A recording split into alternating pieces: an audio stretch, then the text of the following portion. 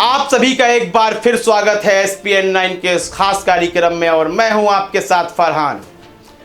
2014 के बाद एक ऐसी जनसंख्या देखने को मिली, एक ऐसा समूह देखने को मिला कि लगता था कि भारत के हित के लिए उनसे ज़्यादा कोई सोच ही नहीं सकता है।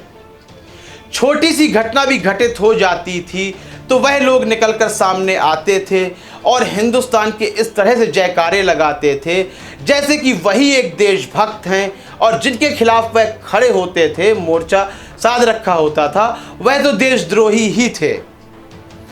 पिछली सरकार के 60 से 70 साल के जो कार्यकाल है उसकी लगातार बात की जाती थी कि उन्होंने आखिर क्या किया है, देश में गड्ढे कर दिए हैं, उन गड्ढों को आखिर कैसे भरा जाए।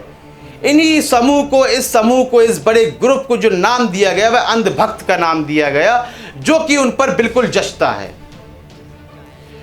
अब देश के अंदर ऐसी ऐसी घटनाएं घट रही हैं कि हमें लगता है कि मौजूदा सत्ताधारी दल उन्हें काबू करने में बिल्कुल नाकाम है। चाहे वह गिरती हुई अर्थव्यवस्था हो, लॉकडाउन से पहले की बात कर रहे हैं हम, और चाहे वह लॉकडाउन के दौरान हो, मजदूरों की विषम परिस्थितियां हो, या अलवर में कर्मचारी द्वारा वेतन मांगे जाने पर कंपनी के मालिक द्वारा उसकी हत्या कर देना हो। यह इतनी घटनाएं सामने आती हैं, लेकिन अंधभक्तों की चुप्पी कुछ और ही कहती है। क्या कहती है अंधभक्तों की चुप्पी? यदि मैं अपनी व्यक्तिगत राय दूं तो अंधभक्तों की चुप्पी यही कहती है कि देश को विशाल नहीं बनाना है, देश के लिए कोई आप हित नहीं सोच रहे हैं, देश में रहने वाले देशवासियों से आपको किसी प्रकार का प्रेम नहीं है, बल्कि यह जंग जो चल रही है झंडा ऊंचा करने की जंग चल रही है। हम आगे या तुम आगे। अब यह हम और तुम कौन है? हम अंधभक्त हैं जो हिंदुत्व का राग आलाप रहे हैं लगातार, और यह तुम कौन है? तुम वही है मुसलमान समुदाय जो लगातार 90 के दशक से निशाने पर रहा है संघियों के, RSS के लोगों के, चाहे तमाम हिंदूवादी गैर राजनीतिक संगठन हो, लगातार निशाने पर लिए रहे हैं उन्हें। तबलीगी जमात तक की बात आ गई यहाँ, जब कोरोना से पूरा विश्व जूझ रहा है, जहाँ जात पात, देश, धर्म, दुनिया सबको हटाकर एक साथ कवायदे की जा रही हैं कि आखिर इस बीमारी से छुटकारा कैसे पाया जाए, तब भी अंधभक्त लगातार हिंदू और मुसलमान की राजनीति करते नजर आ रहे थे। हमने एक समाचार किया है आज कि अलवर में किस तरह एक कर्मचारी को वेतन मांगने पर उसकी हत्या कर दी जाती है।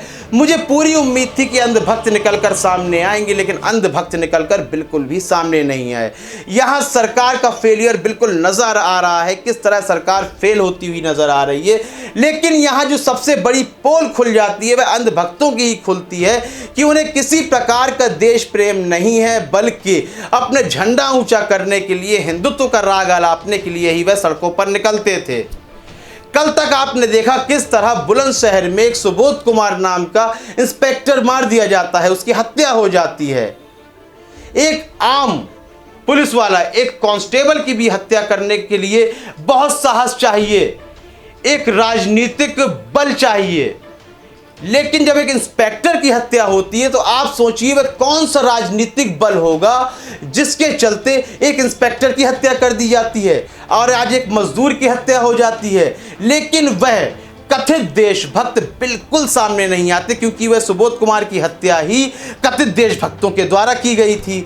और बिल्कुल हो सकता है कि राजस्थान के अलवर में जिस कर्मचारी की हत्या की गई है कंपनी के मालिक द्वारा, वह कंपनी का मालिक भी उन अंधभक्तों की जमात का हिस्सा हो। बिल्कुल हो सकता है कि वह RSS का कार्यकर्ता हो, और इसमें भी कोई दो मत नहीं है कि वह भारतीय जनता पार्टी के वोट बैंक के रूप में सामने आता हो। शायद इसीलिए आज अंधभक्त भी चुप है, भारतीय जनता पार्टी के नेता भी चुप हैं। हमें देखना है कि आखिर यह बात कितनी ऊपर तक उठती है। उसको सजा मिलेगी, FIR भी हुई है, गिरफ्तार भी किया गया है, उसे सजा मिलेगी। लेकिन जिस तरह से आप आलोचना करते थे वह आलोचनाएं क्यों नहीं दिखाई दे रही हैं? केस तो मौलाना साद पर भी चल रहा है, उनसे भी पूछताछ हो रही है। लेकिन जिस तरह से मौलाना साद की आलोचना करने के लिए पूरा हिंदुस्तान निकल आया था सड़क पर, तो आज इस रवि चौधरी के लिए क्यों पूरा हिंदुस्तान नहीं निकला है? यह एक सवाल है आज। इस सवाल का जवाब आप हमें कमेंट सेक्शन में दे सकते हैं। कार्यक्रम को लाइक करें, ज़्यादा से ज़्यादा शेयर करें और चैनल को सब्सक्राइब अवश्य कर दें। तब तक के लिए इजाज़त दीजिए, धन्यवाद।